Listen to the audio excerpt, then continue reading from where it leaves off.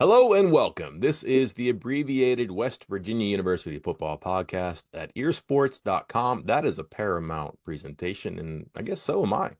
I am Mike Casazza here to spend a couple minutes talking about the Mountaineer football team, the upcoming game, and the space between then and now. Saturday, 3:30 p.m., Acrisure Stadium, ESPN2.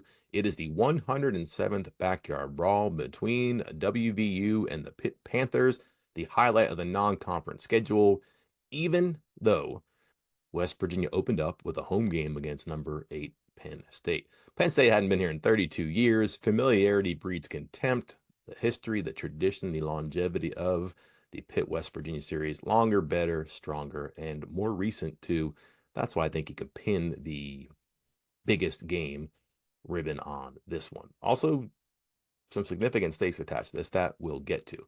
We're also going to start with just the non-conference play in general and how the schedule should work. West Virginia been very clear about the handcuffs it's had to deal with in September the past few years. How about this? In addition to being one of the few teams that plays 11 Power 5 teams every year, which means two Power 5s in non-conference play, only West Virginia, Clemson, LSU, and Penn State have started these past four seasons with a game against a Power Conference opponent. LSU, Clemson, West Virginia didn't do great. Penn State did, thanks in part to West Virginia. Funny how that works. So I ask people all the time, hey, the days of two Power Fives are gone. They're going to have series, home and homes with group of fives. We talk a lot about who the group of five should be or what region they should be from. So I say, hey, if you had a check, if you're Rem Baker, you got the sweet shoes, pen, checkbook, unlimited finances, what would you do? And they think about it and they go, you know what I want, Mike? I want a podcast about WVU football that touches on three central topics. One starts with the W, one starts with the V, one starts with the U. Can you do that? I say, I got you. Start with the W. I don't want to do this, but I'm going to do this, even though it's Pitt week and I just talked about how much it means, but we're not going to talk about that game. The W today stands for We Got Alabama. That ain't fixed. That is what Neil Brown said on Monday in regard to his future schedule and two games in particular, 26-27 against Alabama. Don't want to be prisoner of the moment. Don't want to look like a fool in a couple of weeks or years from now. I do wonder, I do suspect if those words will stick with him, if indeed West Virginia is out of its series against Alabama.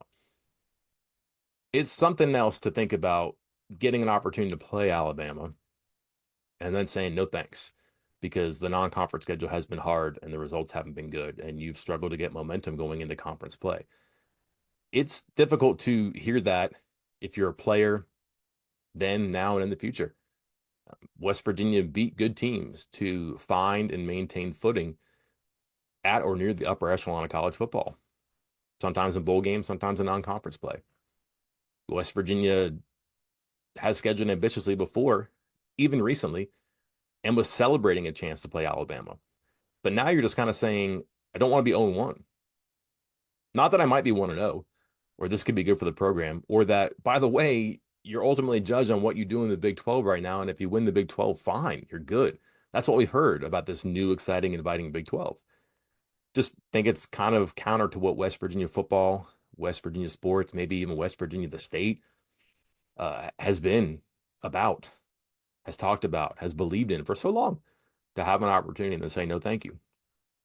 I didn't think this was a reality or a possibility, really. I heard some rumblings, but I like to think I can talk to some capital P people about this who I can trust, and I just didn't get the sense that it was happening. They'd heard about it. Schools stay in touch. Schools talk all the time. There was probably a hope or an awareness that SEC scheduling out to 9 games in conference play might help West Virginia out here. If you gain a non-conference game, if you gain a conference game in the SEC, you have to lose a non-conference game. So if, for example, in the 5-4 schedule, home games, road games, and a 9-game schedule, if Alabama was playing 5 road games the year it's scheduled to play at West Virginia may have to go away. Maybe that year and it comes back a couple years later. Maybe they just agree to not play the series. Also on Alabama's non-conference schedule, those 2 years, 26, West Virginia, Florida State, 27, West Virginia, Ohio State. West Virginia might be the odd man out there, but that might also be okay for West Virginia. And now you kind of have to accept that as a reality. And it may be a reality that West Virginia is inviting, trying to fix the schedule, which is starting 0-1, which is playing a team that the team doesn't think it can beat. That's the read here. That's the interpretation. Was that what was spoken? No. But I don't know how you can hear that and not ingest it that way and just think there's a big difference between Alabama and anybody else. I get that, but there's also a big difference between Alabama and anybody else. And you're kind of stepping away from a competition there in a game that you could win, you might not win. You get on television, you can sell it to recruits. Just what does it say to the people in your program and around your program that you say, too big of a bite, can't do that, don't want to do it. We need to fix this. You don't fix a convenience. You don't fix a favorable situation. You fix something that you don't think is going to help you and could hurt you. And the implication right now would be that West Virginia wants out of this series, is kicking the tires, is open to the possibility that it doesn't have to play Alabama in 26 and 27. The V stands for variation. We'll get back to the actual game right now. This will not be the Pitt team that you saw at Mountaineer Field last year. It won't even be the West Virginia team that Pitt saw at Mountaineer Field last year. A lot of changes here. Pitt, very different, most notably on offense. Their quarterback will not be playing tight end anytime soon. They got a keeper, it looks like, hiding in plain sight, maybe an Eli Holstein from Alabama, a redshirt freshman, over 300 yards in his first two starts. Has a good running back, has some offensive linemen who are returning, has some targets in the receiving game. They play fast. They spread the field. They go. The exciting offense here has appeared and really seemed to hit its stride in the second half against Cincinnati. That was a 27-6 deficit. They scored 22 unanswered points, and you could watch and see that thing grow. They believe in it. They had confidence. It's going to be different, faster, more competent, more dangerous. And if you saw West Virginia play defense, probably going to be alarmed a little bit, as curious and intent as Pitt is at getting out there and seeing what that secondary is in fact made of. The variation for West Virginia, don't forget, didn't have Garrett Green, but for a handful of snaps last year, he's just better now than he was at that point. Pitt hadn't dealt with that, dealt with Nico Marchio in a pretty tame version of the offense last year.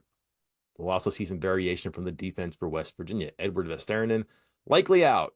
Neil Brown said after the game Saturday, the MRI came back. He missed a few weeks. He was a bit cagey on Monday, saying, well, if he doesn't play, we'll start TJ Jackson.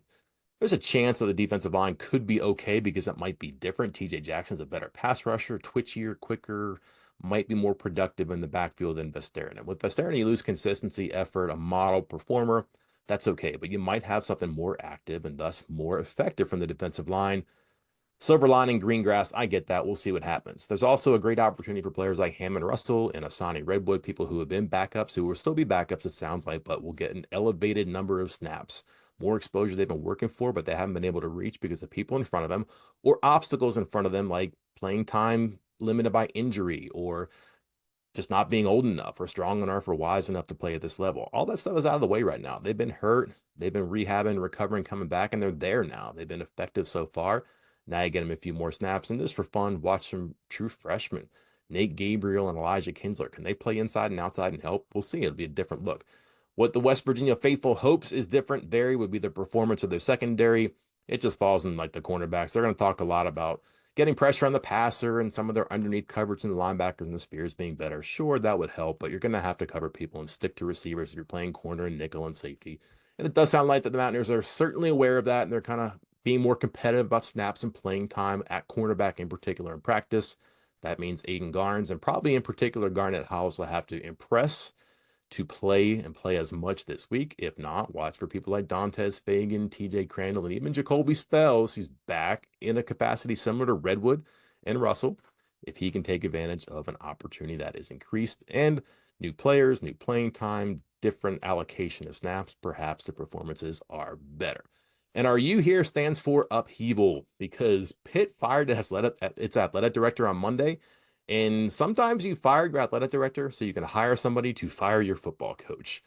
This is probably more than just football. There are some financing and fundraising and NIL thorns that were too much for the chancellor and the athletic director to iron out and set aside. So you make a change. But obviously, the Pitt football program coming off a 3-9 season and has been with Pat Narduzzi for a while right now. Could be fresher, could be livelier, could make people more excited than they have been for a while. But going 3-0 into a inviting ACC, that would be something that would take a lot of the heat off people. Lose to West Virginia, then yeah, the thermostat goes up in Pat Narduzzi's offense. People have a lot less faith about what's going to happen in the ACC. And then there's Neil Brown, who sets the table with his "we got Alabama" comments and then loses to Pitt. Again, now you go 1-2 into the Big 12 without as much motivation or belief from the outside or the inside, perhaps too, that they can get this done on what is supposed to be a more obtainable goal in the Big 12. All the stuff about, oh, you weren't that far against Penn State and it wasn't that bad against Albany. You have a harder time believing that if you can't get results against a rival that means a lot to the program and the people who invest in it, whether it's their emotion, their time, their money. Win the game, though, you right a whole bunch of wrongs in the past, but also in the first 2 weeks of the season.